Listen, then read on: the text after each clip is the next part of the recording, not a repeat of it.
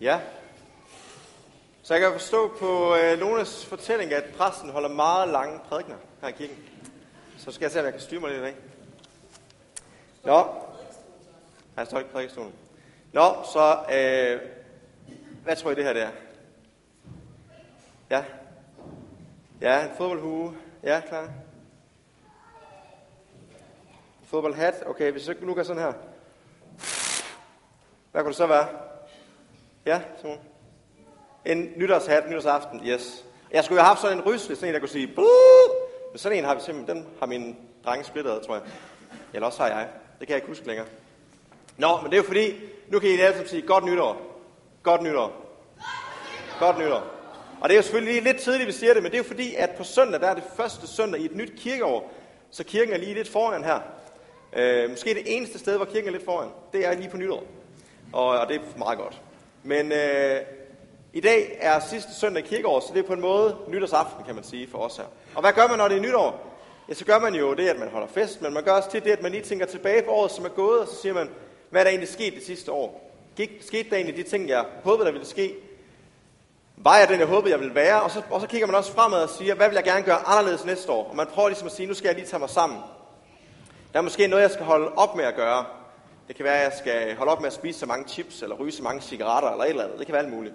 Måske er det noget, jeg gerne vil gøre mere af. Jeg vil gerne være mere sund. Jeg vil gerne tage flere lurer, eller sådan et eller andet. Man kan sætte sig et eller andet mål for nogle ting, som man gerne vil.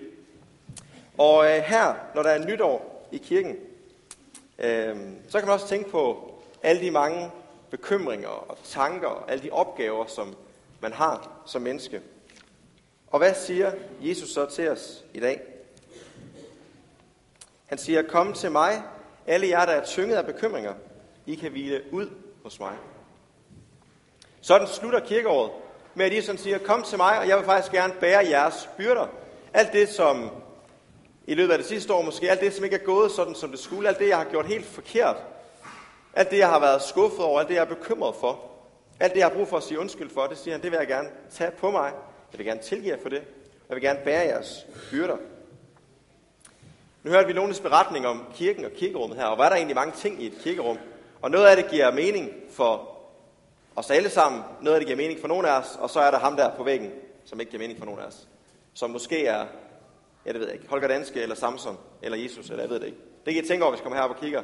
Der er afbildet sådan en mand heroppe i korbuen. Men der er så mange ting i en kirke, og kirkebygningen kan på en måde godt virke meget vigtig, men alt det skal faktisk minde os om noget. Det skal minde os om, hvem Gud er. Det, som er det egentlige. At der findes Gud, som har skabt os, og som elsker os. For det der med, at som vi lige har sunget, Gud elsker alle os, som er i kirke i dag, det kan jeg jo ikke altid sådan lige mærke, eller føle, eller det, at jeg for eksempel er døbt i sådan en tilsvarende døbefond, og der fik jeg at vide, nu er du Guds barn. Det kan jeg jo ikke sådan lige se på mig selv, eller mærke. Og i sidste uge her, der var jeg i Hedensted på apoteket og få en vaccination mod influenza. Og så stak han mig den gode apoteker der. Og jeg er jo ikke sindssyg, så jeg kiggede selvfølgelig væk. Og håbede, det ikke gjorde ondt. Og så kunne jeg ikke mærke noget. Så sagde han, nu er du vaccineret. Så gav han mig et plaster på, og så tog jeg hjem.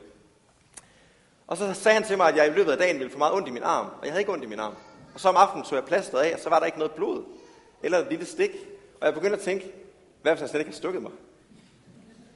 Jeg vidste jo faktisk ikke. Jeg så ikke, han stak mig. Og jeg kunne ikke mærke, at han havde stukket mig. Jeg havde kun hans ord for, han sagde, så nu er du vaccineret. Tænkte han kunne spare de 200 kroner, og så bare bruge en vaccination på en, der rent faktisk kiggede. Det kunne jeg jo faktisk ikke vide. Men jeg havde hans ord for det. Og sådan er det faktisk også med Guds kærlighed. Og det, at jeg får lov til at være hans barn, det kan jeg ikke sådan lige se eller mærke, eller nødvendigvis finde nogen tegn på. Sådan. Ofte i hvert fald. Sådan vil vi have det mange gange. Så derfor har jeg brug for at høre hans ord, og tro på, når han siger, at det faktisk gælder. Og så skal alt det der i kirken, det skal minde os om det. Døbefonden skal minde os om, hvordan var det egentlig, jeg fik lov til at være med i Guds kirke. Det var, at jeg tog imod det, inden jeg var klar til at tænke over det, i hvert fald for mig. Jeg var jo et lille barn. Man kan også blive døbt som voksen. Og når man står deroppe, så skal man gerne sige noget, som Gud har sagt i sit ord. Når vi går op til nadver heroppe, så får vi alting givet af ham for intet. Musikken spiller, vi får lov til at takke Gud. Alt det skal bare hjælpe os til at huske og være vidnesbyrd om det, vi ikke kan sige os selv. At livet starter og slutter med ham. Og at han faktisk er fundamentet i vores liv. Ja.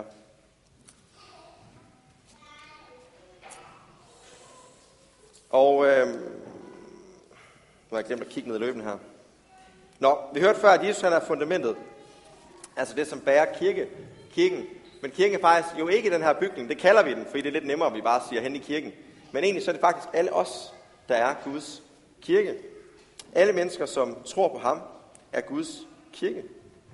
Og rigtig meget her i livet, det handler jo om, at man skal anstrenge sig. Hvad er udgangspunktet for det liv, jeg lever? Det er jo, at jeg tager mig lidt mere sammen. Det har jeg altid haft lidt svært ved selv, faktisk.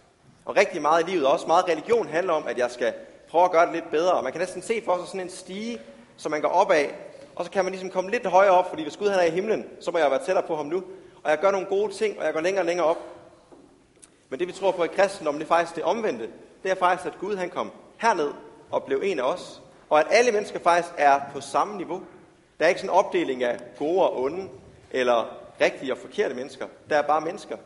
Mennesker, som er skabt af Gud, elsket af ham, og som har brug for ham og hans tilgivelse faktisk. Og derfor begynder kirke også med adventstiden lige om lidt, hvor vi starter med, at Jesus, verdens frelser, han kommer til os, og vi fejrer det derhjemme på alle mulige dejlige måder. Og vi har hele december, hvor vi snakker om, hvad det betyder.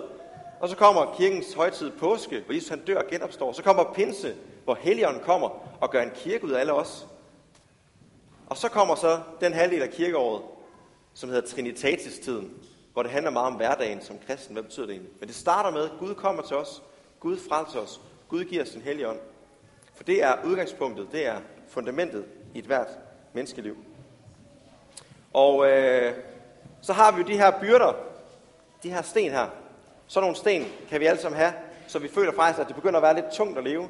Og så gør vi nogle gange det, at vi så siger vi, okay, men Jesus siger jo, kom til mig med jeres byrder. Og nu beder jeg måske til Jesus, siger Jesus, jeg er meget bekymret for det her. Og så lægger vi byrden.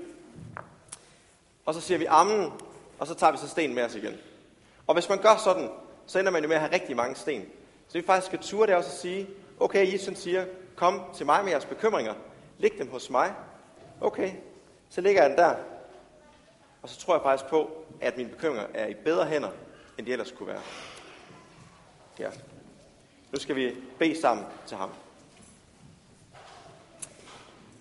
Himmelske Far, tak for din kærlighed til os, og tak fordi vi ikke er overladt til os selv, men altid er i dine hænder. Tak fordi de hænder kan bære hele verden og den enkelte af os. Tak fordi vi må lægge alle vores byrder på dig. Hjælp os til at tro på dig, og på at du vil tilgive os, når vi beder dig om det.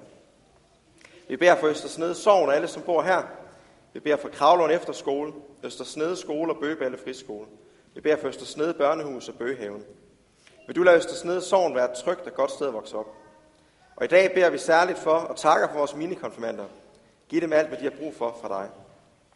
Vi beder for vores ungdom, lad dem finde hvile i dig, så de kan hvile i sig selv. Vi beder for alle ægteskaber og for alle enlige. Og vi beder også for byens plejehjem og for alle ældre i sognet.